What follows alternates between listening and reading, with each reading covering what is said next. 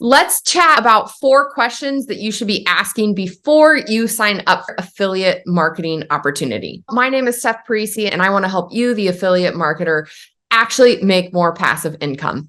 4 questions to ask. Number 1, with any affiliate program, you want to ask, hey, is this free to sign up? A great affiliate marketing program shouldn't cost anything to join. The second question to ask with ruling in or out with an affiliate program, what is their tracking policy? A great affiliate program is going to give the affiliate credit, even if it's been, say, like a year since that person stumbled upon that person's link. So how many days do they track links? Next thing, when ruling in or out affiliate marketing opportunities, are there multiple products? Upsells, downsells, promotions, that sort of thing. The next thing I always look for with an affiliate program that really seals the deal is it recurring commission? I do a lot of software affiliate marketing, and I absolutely love it because most people don't view their website as a non-negotiable. I receive affiliate commissions from those individuals year after year after year because they're still using the website. If that quick rundown was helpful, boop that like button for me on this video. It's kind of fun. It'll send you some little flares and flashes.